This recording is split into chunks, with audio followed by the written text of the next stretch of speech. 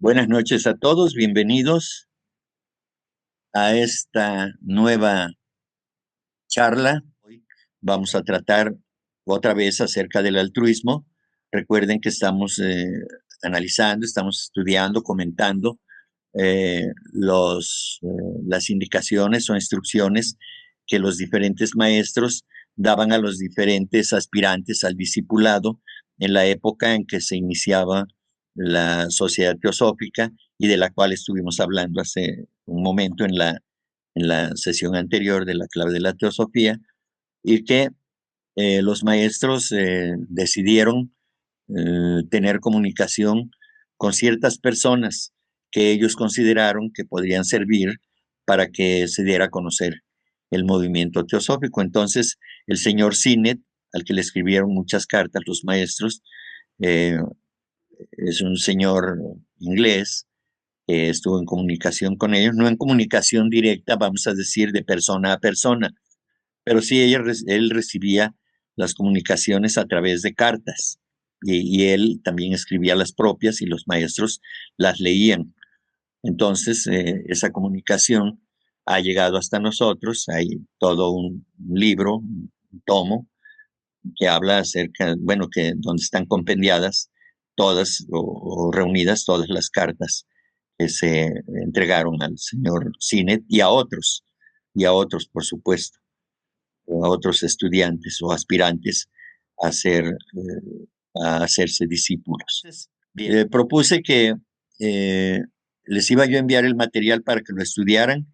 Le agregué ahí que estudiaran, investigaran acerca de algunos términos que les envié, porque son los que vamos a tratar ahora. Entonces, si alguien quiere hablar sobre alguno las instrucciones, que recordemos que van fechados. Empezamos con el día 17, ¿sí? Entonces, ahí. Entonces, si alguien tiene del 17 al 24 algo que opinar. A mí me llamó mucho la atención el primero, que así como aquí dice que el mundo ha velado la luz del verdadero conocimiento y el egoísmo no permite su resurrección, pues excluye y no reconoce la completa hermandad de todos los que nacieron bajo la misma e inmutable ley natural. Y bueno, pues en mi punto de vista, yo creo que este egoísmo que no permite que haya avance, y bueno, el egoísmo es de todos, ¿verdad? Que tenemos, es porque muchos, pues lamentablemente, pues prefieren lo práctico, lo cómodo, no renunciar a su confort físico ni mental, y bueno, pues no desean cambiar la mecanicidad de todo para no esforzarse física y mentalmente. Tú sabes que pues el que estudia teosofía no puede estar de flojo. Así claramente así lo dijo la maestra Blavatsky, no puede quedarse inerte, tiene que estudiar y tiene que quitarse esa flojera mental, ¿no? Tiene que trabajar. Luego, incluso en las religiones, bueno, pues mucha gente prefiere, la verdad, ni chistar ni cuestionarse nada, ¿verdad? Y como muchas de ellas solo proclaman la hermandad entre la propia, o sea, entre la propia religión, las demás, las ajenas son impuras, ¿no? Y son el diablo, ¿no? Entonces, lamentablemente, así estimulan la separatividad. Y tanto en religiones como en grupos, como en diferentes tipos de sociedades, bueno, siempre se está estimulando esa separatividad. El hecho de que nosotros creamos como seres humanos las fronteras, de que tú eres negro, tú eres blanco, estamos propiciando esa separatividad. Entonces, el no cambiar es casi siempre por miedo y muchas veces para no perder sus bienes. Esto es lo que yo pienso respecto al día 17. Ok, entonces dice, amigo, precávete contra el orgullo, permíteme, y el egoísmo, dos de los peores cepos, trampas, o sea, cepos es Ajá, trampa, sí. por los pies del que aspire a trepar por los altos senderos del conocimiento y la espiritualidad. Bueno, pues yo en lo personal, respecto a esto, Yo llegué a esta deducción que tanto el orgullo como el egoísmo, bueno, pues son dos de los sentimientos humanos más bajos y densos. Eso, pues lo comentaba también la maestra Blavatsky. Y pues nada favorables en absoluto, pues para quien es un estudiante serio de teosofía, ¿verdad? Y que son enormes obstáculos e impedimentos para nuestro desarrollo interno, tanto en el ser humano común como pues en todo aquel aspirante al camino espiritual. Inclusive cuando el rencor y, por ejemplo, la falta de confianza en sí desaparecen, pues la verdadera fraternidad germina, ¿verdad?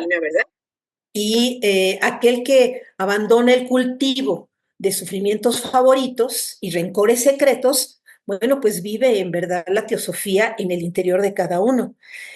Por ejemplo, en el libro de A los pies del maestro nos recuerda que hay que apartar nuestra mente del orgullo y así dice, apartad la mente del orgullo, guárdate de él, porque el orgullo es hijo y procede tan solo de la ignorancia.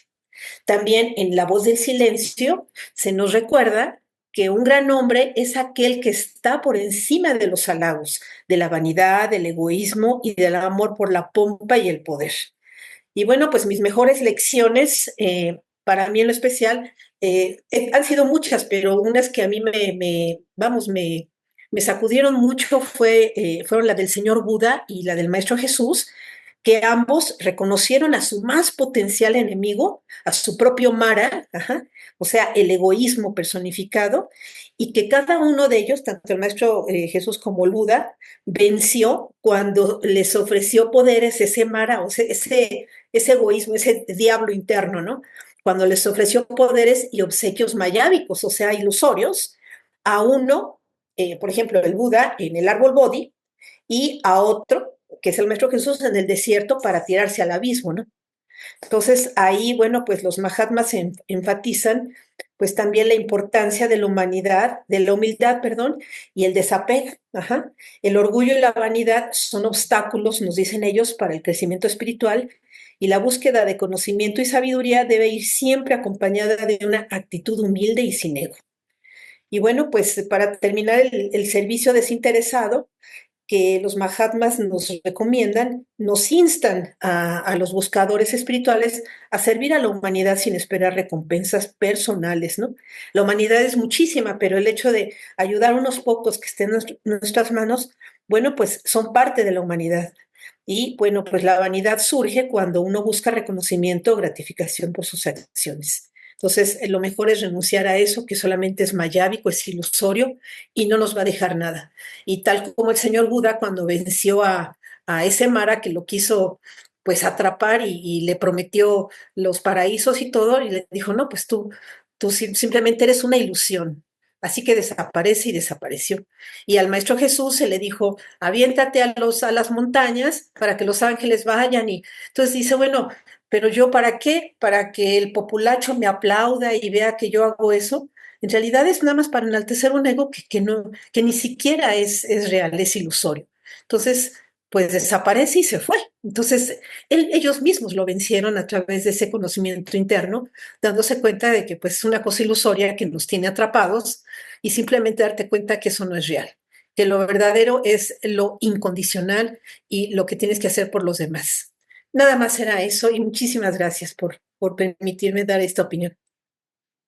Gracias, Rosy. Solamente quiero aclarar, muy bien, participación, te agradezco.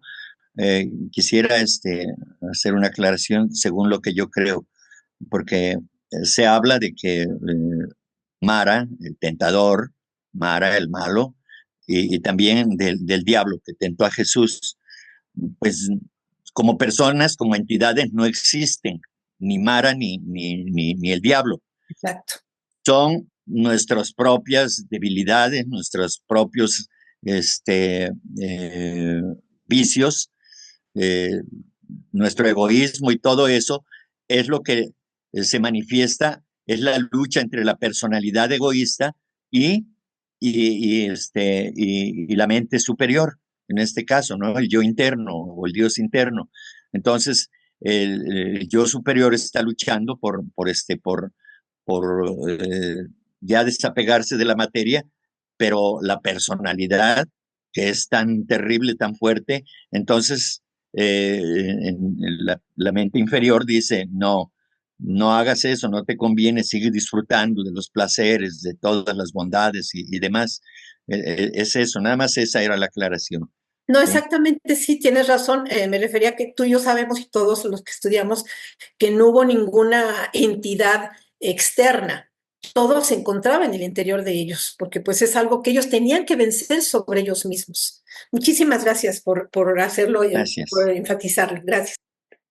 Como tú nos sugeriste, estoy tomando la palabra para la investigación de ciertos términos que encontré durante la lectura, aparte Sí. de mi meditación sobre ellos y la elucubración que yo tuve respecto a cada uno de estos días que nos dejaron de pensar realmente muy profundamente sobre esto y las enseñanzas que desperté por la meditación de estos días. Encontré básicamente el término egoísmo como un amor excesivo sobre uno mismo y el propio interés. El interés ya sea en el nirvana, en el cielo, en el hacer méritos o en el que me vaya bien a mí en esta vida, el limpiar mi karma. Eso es egoísta, aunque tenga que ver con algo espiritual. Entonces el egoísmo es uno de los términos que habría que investigar más para poder entender casi todos estos términos. Luego encontré la ley natural, de las cuales habla el maestro casi en dos de los días, y esta ley natural me la interpreté como una ley original, es decir, eh, algo que es desde el origen de la manifestación de la vida hasta nuestros días y hasta el final del Manvantara. Entonces, esa ley podría ser original, es decir, no es una ley de incluso causa y efecto, no es más allá de la causa y efecto, es más allá del karma, sino más bien la ley de la que hablan es de la unidad de la vida, Exacto. la unidad de la vida que está previa a la manifestación. Y esa es una ley natural que está latente previo a la primera manifestación. Y al desarrollarse la vida, empieza realmente esa división, esa bipartición en la mente, esa sensación de inacabado que tenemos, pero por la misma situación de la evolución de la necesidad de conciencia, digámoslo de esta manera. Otra cosa es que la Perdón, armonía... perdón, Carlos. Carlos, Sí, sí, sí. solamente agregar algo. Adelante. Realmente la unidad nunca desaparece, es solamente una percepción de nuestra mente inferior, que es separatista, pero la unidad está ahí porque dice que es la ley inmutable, y esa es la ley de la unidad, que es inmutable, no cambia, siempre hay la unidad, solamente es una percepción de nuestra mente inferior, solamente eso. Adelante, Carlos, por favor. Perfecto, y así como tú lo mencionas, esta percepción de la mente inferior no es un error, no es un defecto, es una consecuencia. Es una consecuencia de que nuestro espíritu unido al Atma está envuelto en cuerpos que nos separan automáticamente por la densidad de los cuerpos que nos encierran. Entonces, es natural, es Claro. natural. Por eso dice, la humanidad se ha encargado de no cumplir con el orden divino, pues porque se va envolviendo con cuerpos y nos vamos separando de la espiritualidad, aparece el ego, luego la personalidad, pero sabemos que esa manas inferior, esa mente, debe de pasar por ese transcurrir para la toma de conciencia y ser más efectivos a la hora de cumplimiento de la ley divina, que es la evolución. Y lo último, la causa del mal, que termina siendo el egoísmo, el mismísimo egoísmo, el egoísmo puro, como el inicio de querer que las cosas sean como queremos que sean. Y eso nos causa sufrimiento en lo más mínimo. Ahora, si lo ponemos en lo macro, el mismo egoísmo nos provoca sufrir. Y ese es el origen del sufrimiento, el egoísmo. Y después se puede multiplicar en cualquier ámbito de la vida, en cualquier magnitud de los problemas. Todo tiene que ver con el egoísmo que no nos permite ver más allá de nuestros propios intereses y que nos hace creer que estamos en el centro del universo y no somos parte del universo, sino que todo el universo es parte de nosotros, que es solo una perspectiva, como tú bien lo apuntabas, de nuestra manas inferior envuelto en esta manifestación de la materia. Y lo último, los poderes de los que hablan aquí se refiere, o por lo menos yo lo que entendí de los poderes, es que los poderes se utilicen de una manera negativa, en contra de la evolución o de la manifestación, es decir, solo para fines egoístas. Porque recordemos que el poder, uno de los poderes principales es el poder de la voluntad. Y la voluntad de vivir en armonía, eso sería el desarrollo del poder para un beneficio colectivo, y eso definitivamente es la búsqueda y el final de toda manifestación espiritual. Sin embargo, cuando utilizamos la voluntad para ser voluntariosos, es cuando empezamos a sufrir porque las cosas no salen como nosotros queremos, y ahí es donde terminamos sufriendo. Siempre terminaríamos frustrados al querer manejar las fuerzas de la naturaleza a nuestro interés sin tomar en cuenta el plan de la evolución. Simplemente eso, Enrique, gracias. Muchas gracias. Pues sí, lo explicaste sencillamente. Bueno, nos parece sencillo, por supuesto, porque lo sabes expresar muy bien y te agradezco. Eso es precisamente lo que buscamos, lo que yo personalmente busco, que motivarlos a ustedes a que puedan expresar, que puedan estudiar.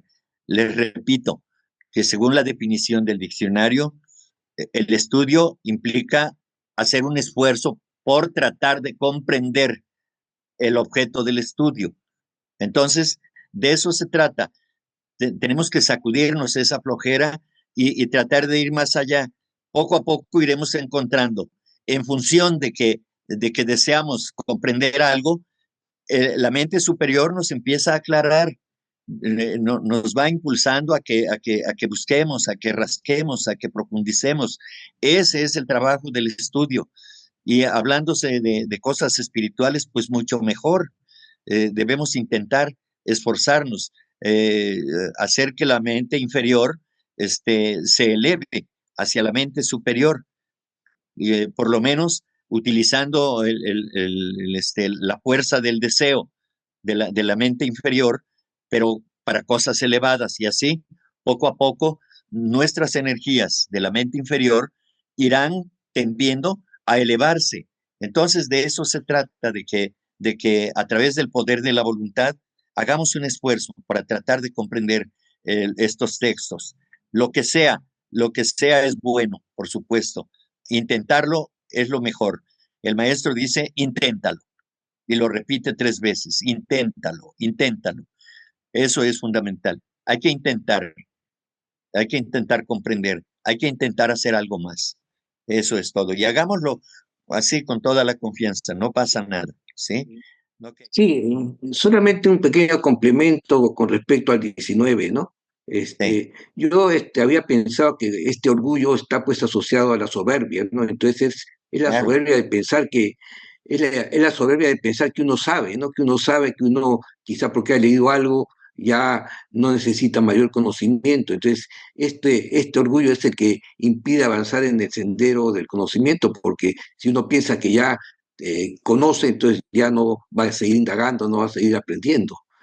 Y el egoísmo básicamente lo asocia pues con la falta de fraternidad, ¿no? O sea, si es que no vemos por nuestros prójimos, por avanzar en el sendero juntos, ayudándonos mutuamente, entonces sencillamente nos estancamos y realmente nunca vamos a trepar en este sendero de la espiritualidad, como menciona el maestro Cachi, ¿no? Entonces, por eso es que estos dos, digamos, cepos del orgullo y el egoísmo son los que nos impidían evolucionar, ¿no? Gracias. Muy bien, Juan Carlos. Sí, gracias. Enrique, a mí el que me llamó la atención y me gustaría abundar un poquito más es el número 21. Sí, Ah, ahí está. me voy a permitir leerlo para entrar en contexto. Dice, el ocultismo no es la adquisición de poderes o la búsqueda de la felicidad, porque su primer paso es el sacrificio y el segundo, la renunciación. Y es una cita del maestro KH. Aquí, me parece que esta cita es, a pesar de ser solamente de 2 líneas, creo que se puede desmenuzar mucho, porque es creo, una cita muy, muy profunda, muy poderosa. Eh, de hecho, en la clase que nos acabas de dar, de la primera mitad de esta noche, nos hablabas precisamente de cómo en la época de la señora Blavatsky, cuando recién se fundó la Sociedad Teosófica, muchas personas se adherían a la Sociedad Teosófica con la idea de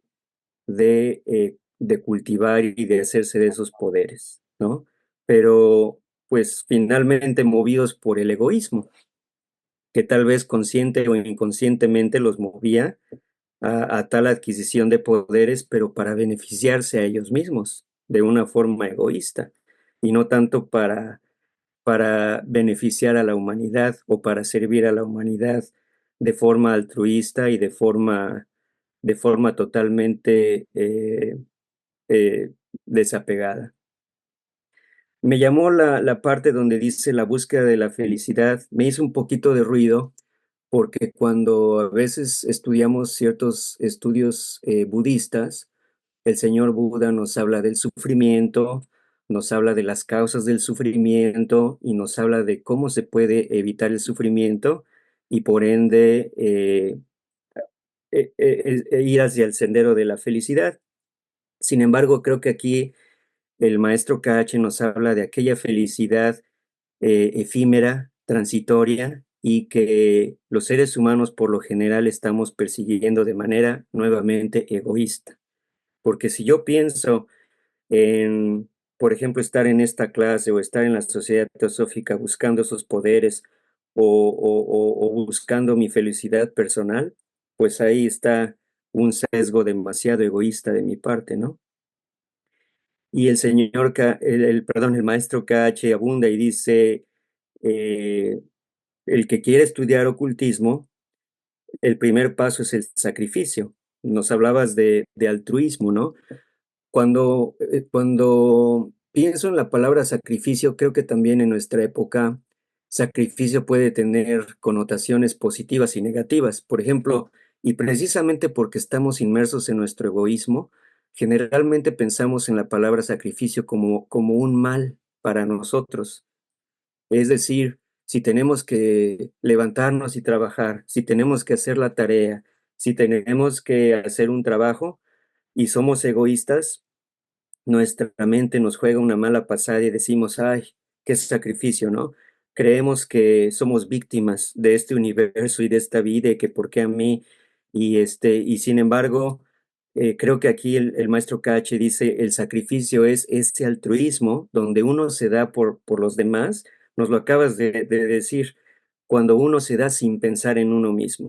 Y por ahí hay otra frase, creo que también del propio maestro Cache, donde dice, cuando decidas servir a la humanidad, no pienses en ti y esa tarea se va a aligerar por sí misma porque no estás pensando egoístamente en ti. Y nos dice, el segundo paso es la renunciación. Cuando pienso en la palabra renunciación, pues viene a mi mente, lo primero que viene a mi mente es el desapego, que también muchas veces en las clases teosóficas nos hablan de desapegarnos. El desapego tiene la intención pues de no sufrir, pero también de tratar de ser menos materialistas, de tratar de buscar ese bien no nada más para mí de forma egoísta, sino de buscar el bien para mis hermanos, en realidad para todos los reinos, no nada más el reino humano, sino también el reino animal, el reino vegetal y todos los reinos, porque precisamente todos están en una unidad de vida. Y ya para finalizar, Enrique, si me permites, en la clave de la teosofía encontré un parrafito que creo que de alguna manera toca muy bien este punto. Me voy a permitir leerlo en 2 minutos. Y como sabemos, la clave de la teosofía está estructurada en forma de preguntas y respuestas. Entonces, la pregunta a la maestra Blavatsky, la señora Blavatsky, es, ¿es el propósito de la teosofía producir estos adeptos sanadores? Hablando de estos adeptos, ¿no? Como decíamos en la primera clase, adeptos entre comillas, ¿no? O los falsos adeptos o los charlatanes que se hacen pasar por los verdaderos maestros, por los verdaderos adeptos. Y la maestra Blavatsky le responde, dice, sus propósitos son numerosos, es decir, hablando de los propósitos de la teosofía, y dice, sus propósitos son numerosos, sin embargo, los más importantes de todos son los que pueden aliviar el sufrimiento humano bajo cada una de sus formas, tanto morales como físicas, y creemos que el sufrimiento moral es mucho más importante que el físico. La teosofía debe inculcar la ética, purificar el alma, si quiere aliviar al cuerpo físico, cuyas enfermedades, excepto en los casos de accidentes, son hereditarias. Y continúa la señora Blavatsky, nunca se podrá alcanzar la verdadera meta de ayudar a la humanidad que sufre estudiando el ocultismo, hablando de ocultismo como el maestro Cache, estudiando el ocultismo con fines egoístas. Aquí lo dice de manera clarísima. Gratificando la ambición personal, el orgullo o la vanidad. Tampoco el estudio de una sola rama de la filosofía esotérica, es decir, del ocultismo, convierte a un ser humano en un ocultista. Esto se logra estudiándolas, si no es que dominándolas a todas. Lo que nos decías, no nada más es estudiar, no nada más es leer, no nada más incluso es pensar o meditar en estos conceptos, sino tratar de practicarlos. Y la señora Blavatsky nos dice, no nada más estudiándolas, sino dominándolas, y no nada más a un tema o a una rama de la filosofía esotérica, sino a todas. Entonces, obviamente, como de costumbre, nos pone la vara muy alta, pero tenemos que empezar por algún lado e intentarlo. Gracias, Enrique. Gracias por tu colaboración, Ricardo. Muy importante. Gracias. Yo me centré en el día 20, fue el que más me llamó la atención. Bueno, también lo leo para que podamos entrar en contexto. Dice, la naturaleza humana se ha envilecido por el egoísmo. Reflexiona bien sobre estas pocas palabras. Elimina, esforzándote, cualquier causa del mal en que puedas pensar y rastréala hasta su origen. Y habrás resuelto 1/3 del problema. Entonces, aquí, más que nada, mi reflexión se dio en que, bueno, la gente tiende a culpar a personas que están afuera, y entonces, en una perspectiva de introspección, hay que responsabilizarse sobre nuestros problemas, ¿no? Porque muchas veces no vienen por lo que hicimos ayer o lo que hicimos la semana pasada, puede venir de muchas vidas atrás, ya sea en la parte personal, familiar o mundial. Entonces, la raíz de muchos males que sí reside en el egoísmo humano, ¿no? Yo creo que promueve mucho el que hagamos autorreflexión y analicemos lo que tenemos para tratar de mitigar este mal y buscar realmente dónde está nuestra responsabilidad. No quiero llamarle culpa, pero de alguna manera donde nosotros podemos hacer esa pequeña aportación de manera personal, responsabilizándonos y poniendo el ejemplo, ¿no? A nuestro entorno para poco a poco ir pues cambiando esta condición humana. Porque además en la clave de la teosofía, que bueno, ya vamos terminando, se hace mucho hincapié en la autorreflexión y en la responsabilidad personal en la búsqueda de la verdad y de mejorar esta condición humana, ¿no? La idea de que el mal debe ser entendido y abordado desde un origen interno y llegar a lo más profundo sin culpar a factores externos.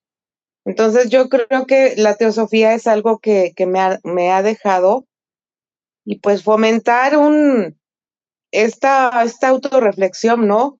De qué es lo que me toca aportar a mí para que podamos aportar esa resolución, aunque sea nada más un tercio del problema. Gracias. Gracias, Elsa. Muy interesante también tu reflexión. Gracias. Dice, el mundo ha velado la luz del verdadero conocimiento y el egoísmo no permite su resurrección, pues se excluye y no reconoce la completa hermandad de todos los que nacieron bajo la misma e inmutable ley natural. Dice el maestro KH en una carta a Sinet, le dice que el conocimiento real, o sea, el verdadero, el que se habla aquí, no es un estado mental, sino espiritual. Es decir, que tenemos que ir al conocimiento de lo que se está buscando. En este caso, dice que ese conocimiento espiritual se ha velado, que su luz se ha velado, o sea, se ha inhibido el esparcimiento de ese conocimiento. Entonces, eh, yo digo aquí, el mundo materialista no está interesado en el conocimiento espiritual, es el verdadero conocimiento. Mientras la humanidad esté sujeta a la opinión materialista de la ciencia o de la religión dogmática, efectivamente no será posible alcanzar ese conocimiento espiritual. El materialismo es producto del egoísmo porque incita a la separatividad. Llegará, sin embargo, el tiempo en el que la ciencia, filosofía y religión acepten y coincidan en que la unidad es el principio de todas las cosas y el más dominante de todo lo que es. Todas las cosas emanan de ella, es decir, de la unidad, y ella no emana de nada. Es indivisible y está en todas partes, en poder. De esto deriva que la solidaridad o fraternidad universal del hombre y su unidad con la naturaleza y el universo sea o es la única base segura de una ética universal. Dice, un grupo de estudiantes de la doctrina esotérica que haya de cosechar espiritualmente provecho de cualquier clase ha de estar en perfecta armonía y unidad de pensamiento. Cada uno individual y colectivamente ha de ser totalmente desinteresado, bondadoso, lleno de buena voluntad hacia cada uno de los otros, al menos, dejando la humanidad fuera de la cuestión. No debe haber espíritu partidista dentro del grupo, ni maledicencia, ni malevolencia, ni envidia o celos, desprecio o enojo. Lo que hiere a uno debe herir a otro. Lo que alegra a A debe llenar de placer a B. Tal condición es exigida absolutamente por nuestras reglas y leyes, es decir, de reglas del ocultismo y las leyes del ocultismo, por supuesto, que solamente hacen cumplir la unidad y la fraternidad. Entonces, en este caso, tanto los estudiantes de estas doctrinas, así como nosotros, debemos considerar que no existe nada más valioso para quien lo necesite que un excelso ideal que amolde sus pensamientos y emociones, de suerte que regulen lo mejor posible su conducta. Si así se esfuerza para llegar a ser, más bien que aparecer como su ideal, no eh, fracasará en su empeño de acercarse cada vez más a él, es decir, a ese gran ideal. Sin embargo, habrá de luchar para este logro sin envanecerse al alcanzarlo. Todo lo contrario, se humillará de su rectitud, es decir, abatirá su orgullo ante la posibilidad de mayor adelanto en planos todavía más elevados, no por una conveniencia personal, sino para servir a los demás. El más recto y seguro camino para llegar a este elevado estado de conciencia es el ejercicio del altruismo, tanto en pensamiento como en acción. Por lo tanto, todos los que se esfuercen de esta manera, se les depara la ocasión de ir escalando cumbre tras cumbre y cooperar así con la naturaleza en el cumplimiento de la evidente finalidad de la vida, que es el progreso de todo y de todos. Amigo, precávete contra el orgullo y el egoísmo, dos de los peores cepos o trampas para los pies del que aspire a trepar por los altos senderos del conocimiento y la espiritualidad, dice el maestro Kahachi. El deseo, digo yo, de sacar provecho personal de todos y de todas las situaciones, incluyendo buscar beneficiarse a costa de los demás, es indicativo de una persona egoísta. Para liberarse de estos males es necesario que el hombre actúe en perfecta unidad, es decir, en armonía con todos los otros hombres. Ello se logrará cuando la tríada superior esté completamente activa, es decir, Atma, Buddhi y Manas, la mente superior con la chispa divina y desde luego Buddhi, que es la parte que conecta a la mente superior o es el principio que conecta a la mente superior con la chispa divina. En este caso es Buddhi. Se trata de liberarse del orgullo, y liberarse del orgullo es reconocer nuestras propias debilidades, es reconocer las virtudes de los otros y celebrarlos en lugar de envidiarlos, regocijarnos de los éxitos de los demás, dejar de lado la idea de sentirnos superiores a los otros. La que sigue, por favor. La naturaleza humana se ha envilecido por el egoísmo. Reflexiona bien sobre estas pocas palabras. Elimina, esforzándote, cualquier causa de mal en que puedas pensar y rastréala hasta su origen y habrás resuelto un tercio del problema del mal. Se entiende que el verdadero mal procede de la inteligencia humana, es decir, de la mente inferior, y su origen reside completamente en el hombre racional, que se disocia de la naturaleza. Entonces, solo la humanidad es el verdadero origen del mal.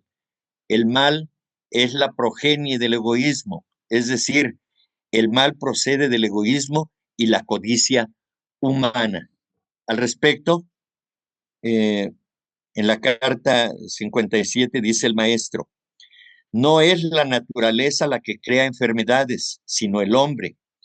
La misión de este último y su destino en la economía de la naturaleza es morir de muerte natural ocasionada por la vejez, exceptuando el accidente. Ni un salvaje ni un animal silvestre libre mueren de enfermedades. El alimento, las relaciones sexuales, el beber, son todas necesidades naturales de la vida. Sin embargo, el exceso en ellas ocasiona la enfermedad, la miseria, el sufrimiento mental y físico. Y estos últimos son transmitidos como los mayores males a las generaciones futuras, la progenie de los culpables. La ambición, el deseo de asegurar la felicidad y la comodidad de aquellos que amamos, obteniendo honores y riquezas, son sentimientos naturales, loables, pero cuando estos transforman al hombre en un tirano ambicioso y cruel, en un avaro, en un ególatra, egoísta, traen sufrimiento indecible a los que están a su alrededor, tanto a las naciones como a los individuos. Todo esto entonces, el alimento, la riqueza, la ambición, y tenemos que dejar de mencionar, se convierten en el origen y causa del mal, sea por su abundancia o por su ausencia. Conviértete en un glotón, un libertino, un tirano, y serás el causante de enfermedades, de sufrimientos humanos y de miseria. Carece de todo esto y te morirás de hambre, siendo despreciado como un don nadie, y la mayoría del rebaño, tus semejantes, harán de ti un desdichado para toda tu vida. Por lo tanto, no es la naturaleza o a una deidad imaginaria a la que hay que culpar, sino a la condición humana envilecida por el egoísmo. Bien, entonces, este es el problema que tenemos que vencer. Reconocer que somos nosotros con nuestro egoísmo, con nuestra soberbia, la vanidad, nuestros celos y todo lo que nos aqueja, somos nosotros los causantes de todo el mal que nos aqueja. El ocultismo no es la adquisición de poderes o la búsqueda de la felicidad, porque su primer paso es el sacrificio y el segundo, la renunciación. A lo largo de mi estancia en la Sociedad Teosófica, pues he visto pasar a muchas personas que llegan a la Sociedad Teosófica buscando adquirir poderes. Esto es totalmente desaprobado, desde luego, en la enseñanza teosófica, porque pone en riesgo a las personas que de manera inapropiada, de manera imprudente, sin tener conocimiento de las consecuencias que puede acarrearles desarrollar ciertos poderes, como la clarividencia o la clariaudiencia o cualquier otro, los lleva irremediablemente a la mediumnidad o a volverse más egoístas y perversos, porque buscan aprovecharse de las condiciones desfavorables de los demás para sacar provecho, ¿sí? Entonces, no, nada recomendable que se busque los poderes. Los poderes llegan por sí mismos. He dicho que es a través de el desarrollo de la capacidad de amar como van llegando, como van apareciendo los poderes. De otra manera, entonces, si se buscan forzando la voluntad y forzando a la naturaleza, se pueden adquirir, por supuesto, porque tanto la voluntad como la imaginación crean. Eso lo dice el maestro KH. La voluntad como la imaginación crean. Entonces, si a través de la voluntad creamos una determinada condición para acceder a ciertos poderes, pero no hemos desarrollado el amor, entonces nuestro fracaso será contundente, será total, porque nos vamos a ir por el tobogán de la magia negra. Entonces, no ambicionemos esos poderes. Los poderes llegarán cuando tengan que llegar, ¿sí? Al respecto, en el ocultismo práctico encontré lo siguiente. Dice, sin embargo, el interés del lector o del estudiante se concentrará probablemente en quienes sienten invencible atracción hacia el ocultismo, aunque todavía no hayan subyugado sus pasiones, ni mucho menos sean verdaderamente inegoístas. ¿Cómo proceder con estos desgraciados, a quienes así desgarran por mitad fuerzas antagónicas? Porque demasiadas veces se ha dicho para que haya que repetirlo, y es cosa evidente para cualquier observador, que una vez despertado de veras en el corazón del hombre el anhelo por el ocultismo, no le queda esperanza de paz ni lugar de descanso y consuelo en el mundo. Una incesante y roedora inquietud que no puede apaciguar lo empuja a las más desoladas y ásperas circunstancias de la vida. Su ánimo es demasiado pasional y egoísta para permitirme el paso por las puertas de oro, y no haya paz ni descanso en la vida ordinaria.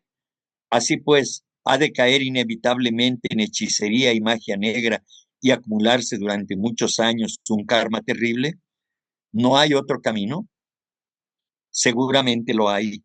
No aspire a mayores cosas que las que se sienta capaz de cumplir.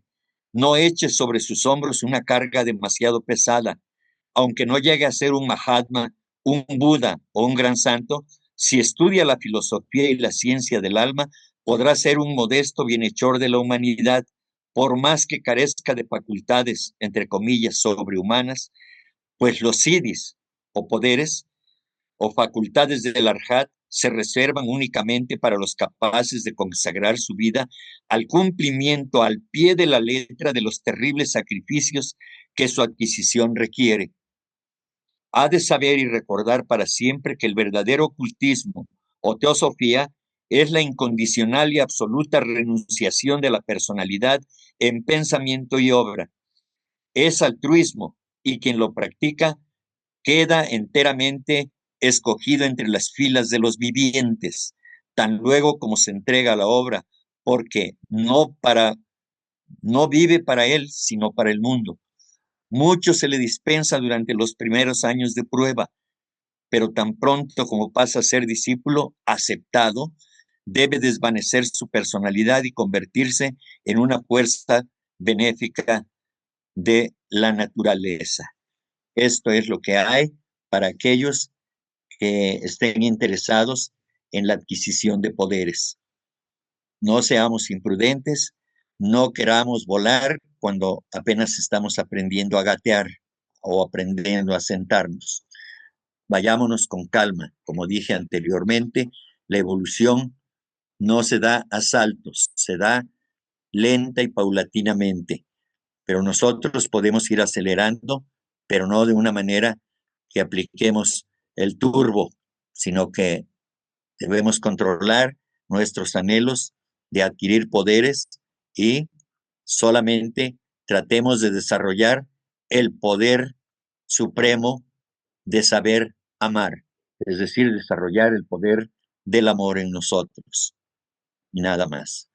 No es el propósito individual y decidido de alcanzar uno mismo el nirvana, la culminación de todo conocimiento y sabiduría absoluta, lo que después de todo no es más que un elevado y glorioso egoísmo, sino la sacrificada búsqueda de los mejores medios para conducir a nuestro prójimo al recto sendero y hacer que se beneficien de ella tantos semejantes como podamos, lo que constituye el verdadero miembro de la sociedad. Esto lo dice el Mahachohan. Bien, en este caso el hombre habrá de decidir si sus actos y aspiraciones han de estar consagradas a sí mismo o al todo. Aquí interviene la importancia del motivo, porque si trabaja solamente para obtener su propia salvación, está obrando egoístamente. Aquellos que consagran su desarrollo espiritual al servicio de los demás, ganan el derecho a disfrutar de la bienaventuranza del nirvana. Sin embargo, generalmente la rechazan, pues su mayor anhelo es servir a la humanidad, guiando sus pasos por el sendero del amor. Es decir, que a los discípulos, es decir, a los adeptos que son discípulos de otros grandes adeptos mayores, no se les permite, es decir, por las reglas que existen dentro del ocultismo, que estén pensando en que van a salvarse y que van a elegir la primera puerta que se les abra, que es la de descansar y disfrutar de una paz y de una dicha indecible, incomprensible para nosotros, a la cual tienen derecho, por supuesto, pero que generalmente, como lo hizo el Buda, como lo hizo el Krishna y otros grandes seres, deciden quedarse literalmente entre nosotros para continuar ayudando a la humanidad doliente. Ellos comprenden, han comprendido que no es conveniente dejar a la humanidad sola, porque la humanidad es una huérfana que nadie acompaña y que solamente por sí misma podrá salvarse. Es decir, que no somos nosotros, los seres humanos, los que debemos esforzarnos para salvarnos de la condición en la que estamos, pero no como una condición para sentirnos orgullosos de ello, sino con el propósito de cumplir con el plan divino. Ese es nuestro deber. Los que se unen a la sociedad con el único objeto egoísta de obtener poderes, haciendo de la ciencia oculta su única o incluso su principal meta, podrían igualmente separarse de ella. Están condenados a la frustración. Este es una indicación del maestro M.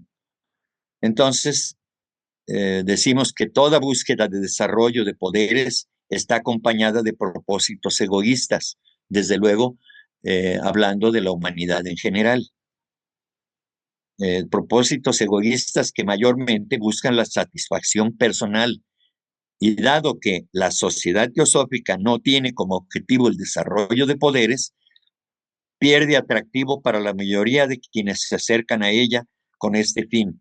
Por ello, se hace hincapié en que el único poder al que un miembro o simpatizante de la sociedad teosófica debe esperar es a desarrollar, como ya dije antes, el poder del amor, practicando la fraternidad, obrando con plena justicia para uno mismo, es decir, reconocer que tenemos defectos, pero también reconocer que tenemos virtudes ya desarrolladas y que esas virtudes habrán de servir para atenuar los defectos que tenemos en nuestra personalidad para cada día que pase, para cada momento, tengamos algo mejor que ofrecer a los demás para cumplir con el plan divino, que es la evolución.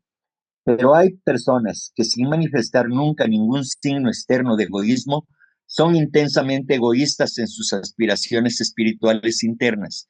Estas personas seguirán el sendero que han elegido con los ojos cerrados al interés de todos, excepto al suyo propio, y no ven nada fuera de la estrecha senda de su propia personalidad. Están tan intensamente absorbidos en la contemplación de su propia supuesta rectitud que nada pueden nunca parecerles bien fuera del foco de su propia visión, tergiversados como están por su autocomplaciente contemplación y su juicio de lo que está bien o mal. Esta indicación o esta aclaración la hace el maestro KH con relación a la señora Laura Holloway. En la carta número 64 dice que ahí está contenido este texto. Dice alguien, y ese alguien es Laura C. Holloway, que cavó tantas trampas tan profundas para sus amigos y hermanos, cayó ella misma en ellas. Le dijo M a HPB en la noche de las revelaciones mutuas. Traté de salvarla, dijo el maestro, pero no pude. Ella había entrado, o más bien debiera decir, entró a la fuerza en el peligroso sendero, con un doble propósito a la vista. Vean cómo aquí hace hincapié el maestro. Entró a la fuerza en el peligroso sendero. Es decir, utilizó el poder de su voluntad para estar donde ella quería estar, aún sin estar preparada espiritualmente, porque no había limpiado su corazón. Entonces dice que tenía un doble propósito a la vista. Uno, trastornar toda la estructura en la que ella no tenía nada que ver y así obstruirle el sendero a otros, si ella no encontraba el sistema y la sociedad al nivel de sus expectativas. Es decir, aquí se manifiesta en esta declaración un orgullo excesivo y un egoísmo incomparable, sin límites. Ella quería alcanzar sus aspiraciones sin importarle más nada. Luego, número 2, permanecer fiel y lograr con éxito su chelado, es decir, su discipulado, y dones naturales que en verdad son considerables. O sea, la señora Holloway tenía ya cierto desarrollo, innegablemente. Solo si encontrara respuesta a todas sus expectativas. Fue la intensidad de esa resolución la que primero atrajo mi atención. Conducida gradual y suavemente hacia la dirección correcta, la adquisición de semejante individualidad hubiese sido invaluable. Qué lástima. Una persona así es nuestra nueva amiga mutua Laura C. Holloway. Lo recto en ti es ruin. lo malo una maldición. Fue dicho por nuestro Señor Buda, por alguien como ella, ya que el bien y el mal engañan a los que se aman a sí mismos y a los otros solo en proporción a los beneficios obtenidos, aunque esos beneficios sean puramente espirituales. Entonces, vemos aquí cómo la personalidad arrastra a aquellos seres humanos que por el ejercicio de su voluntad han logrado desarrollar ciertos poderes, pero como se ha dicho y se seguirá diciendo en los textos teosóficos, si no se está preparado para poder adquirir un poder que se manifiesta como algo limpio, pero que finalmente es producto del egoísmo y de la vanidad y del orgullo, entonces es necesario que hagamos una reflexión sobre esto. No podemos nosotros tratar de asaltar el cielo de los poderes que son inherentes al hombre o al hombre superior, pero que no están a nuestro alcance todavía, pero que por nuestras ambiciones materialistas, nuestras ambiciones egoístas personales, tratamos de adquirir algún poder para poder estar por encima de los demás. Eso es magia negra, hermanos. Tratemos de no caer en estos excesos, en estas imprudencias que finalmente nos harán daño a nosotros mismos, como en el caso de la señora Holloway, que estaba tratando de hacerse discípula de los maestros y ella, con las facultades desarrolladas que tenía, cayó en la trampa de hacer caso a elementarios que tomaban la forma de un maestro y ella creía que eran los maestros los que le estaban hablando. Y se le dijo, se le advirtió, pero ella siguió perdida en su ilusión, creyendo que verdaderamente eran los maestros los que le hablaban, pero eran elementarios, magos negros que estaban engañándola. Y su anhelo de hacerse discípula terminó en el fondo del abismo, sin nada. ¿Por qué? Por el egoísmo, por el orgullo, por la vanidad. Son estas condiciones las que debemos tratar de evitar para no caer en esto. Por supuesto que en mi caso ni siquiera estoy a la altura de la señora Holloway y otros que fracasaron. Estoy muy atrás.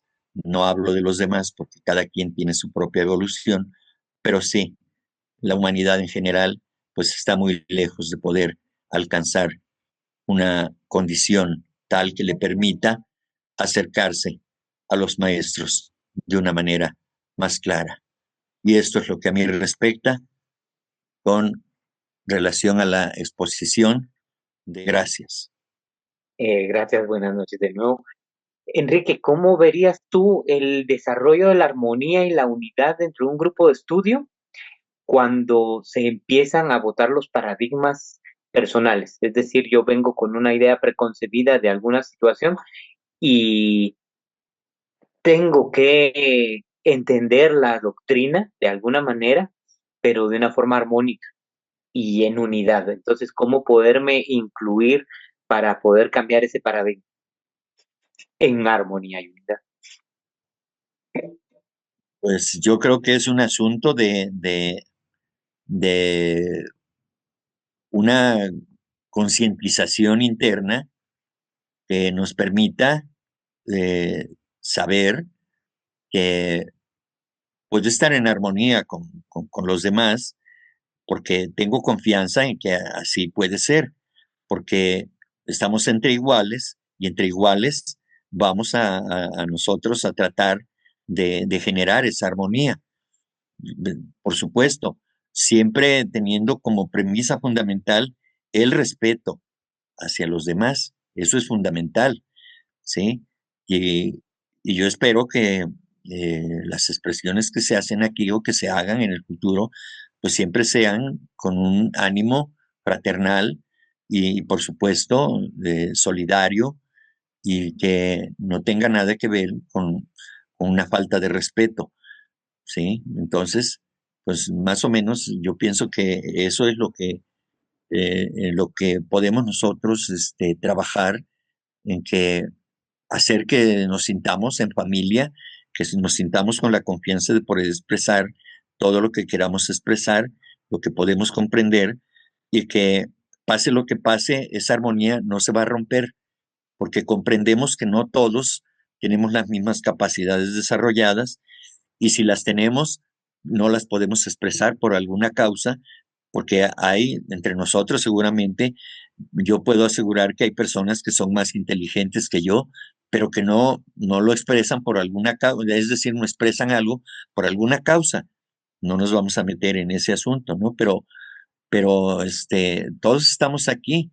No crean que yo no considero estas cuestiones de que yo creo saber que tengo mis límites en cuanto a mis capacidades intelectuales, ¿sí? Eso yo lo sé.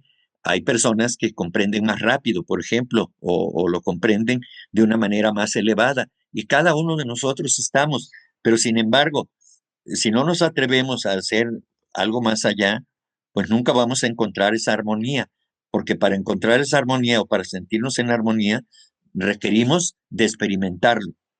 Yo creo que es eso lo que hace falta.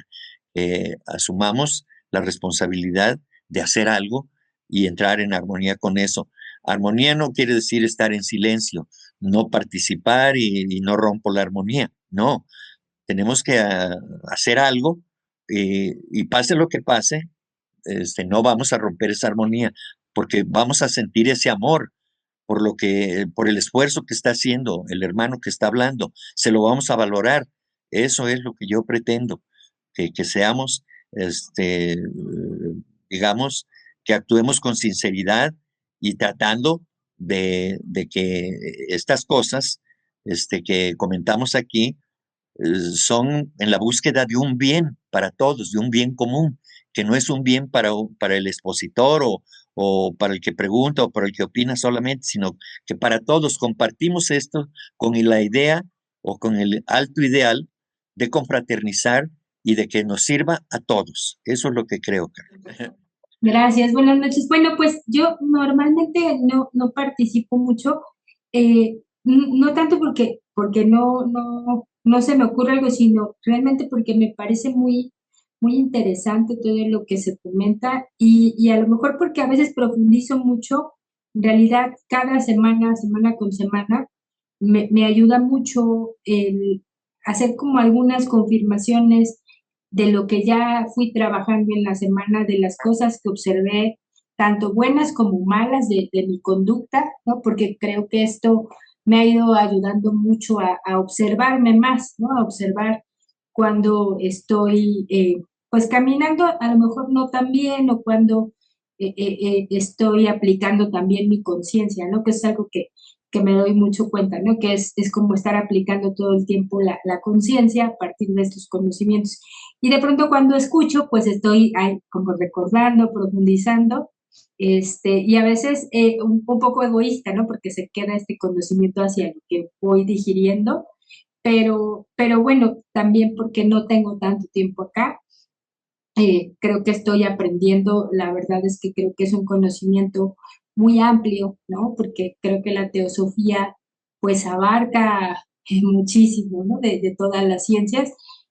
Hace poquito decían alguien que quién era como el fundador, ¿no? De lo que le llamaban, pues las nuevas filosofías actualmente.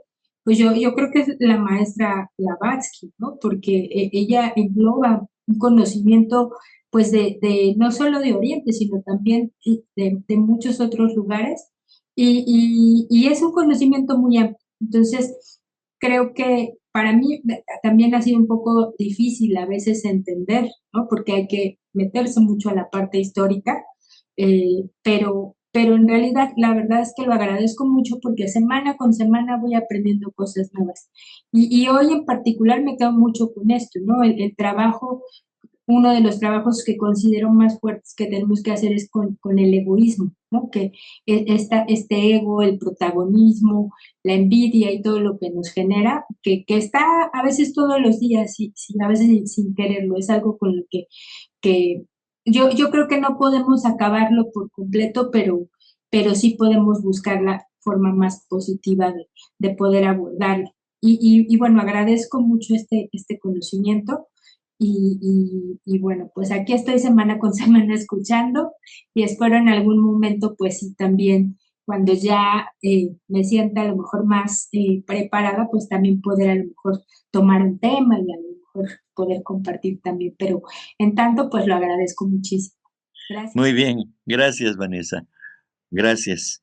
Efectivamente, pues a veces dice uno, pues yo apenas inicié estos estudios, pero hay quienes, por supuesto que eh, tienen de vidas pasadas, tienen ya este conocimiento y entonces les es más fácil, como cuando a alguien se le facilita aprender un idioma extranjero, para algunos les es imposible, para otros es demasiado fácil, es como si fuera su idioma, su lengua materna, ¿no? Y es así también aquí en Teosofía. Hay cosas que, perdón, hay personas que recién inician sus estudios en Teosofía y lo comprenden todo, mejor que el que ya tiene 10 o 20 años estudiando, pero es asunto de la edad del alma y de sus experiencias a través de cada encarnación. Gracias nuevamente, Vanessa. Enrique, bueno, yo Sí, también soy uno que tiene menos de un año escuchando Teosofía, pero tengo una pregunta puntual. ¿Esos poderes ocultos se van a lograr cuando pasemos a la sexta y séptima raza automáticamente? no automáticamente. Tenemos que trabajar. Para eso son estos estudios. Aquí es donde vamos tratando de dilucidar esas dudas, ese velo, llamémosle ignorancia, que tenemos acerca de estos temas, y es a través del trabajo, es a través del esfuerzo, a través de incontables sufrimientos que tenemos que alcanzar ese conocimiento, ese desarrollo de poderes, pero esos poderes tendrán que desarrollarse bajo bajo el manto del amor, de la compasión, del altruismo, del servicio a los demás, del autosacrificio de nosotros mismos, es decir, de ofrendar. Sacrificar quiere decir ofrendar nuestro trabajo a los demás. Y ya cuando se va avanzando más, el maestro le dice al discípulo que lo ofrende al maestro, ¿sí? Entonces, es necesario este, eh, trabajar mucho para para poder alcanzar ese estado de empoderamiento. Es decir, para poder alcanzar esos poderes es necesario trabajar mucho, sobre todo en lo que estamos hablando ahora, borrar el egoísmo de nuestra existencia, de nuestras acciones, la vanidad, el orgullo, los celos, las bajas pasiones, las malas intenciones hacia los demás, todo eso, en una palabra, desarrollar el amor, pero el amor incondicional, el amor auténtico, el amor puro hacia los demás, como lo han mostrado los grandes guías de la humanidad, el señor Buda, Hermes, Platón, Jesús, el señor Cristo, Krishna, etcétera. Todos esos grandes seres que han venido a, a guiarnos, a la humanidad en general. Si esos poderes se van a alcanzar, pero de una vez debemos aclarar que esos poderes se pueden alcanzar por el sendero de la izquierda, forzando la voluntad y teniendo eh, las ideas, los pensamientos, los deseos egoístas de la mente inferior, o por el contrario, podemos acceder a esos poderes mediante el servicio a los demás y siempre con amor, con altruismo. Eso es todo. Y eso no solamente se podrá alcanzar en otras rondas o en la séptima raza, no. Si nos empeñamos y ya tenemos cierto desarrollo, podemos hacerlo en menos tiempo, desde luego. Estoy hablando de cientos de miles de años, ¿no? O decenas, para quienes ya estén más avanzados. No estamos hablando de una encarnación o dos, ni de 20 años. Claro que los que ya están preparados, pues eso lo lograrán, pero son tan pocos que mejor ni decimos más. Con esto quiero agradecerles. Gracias a todos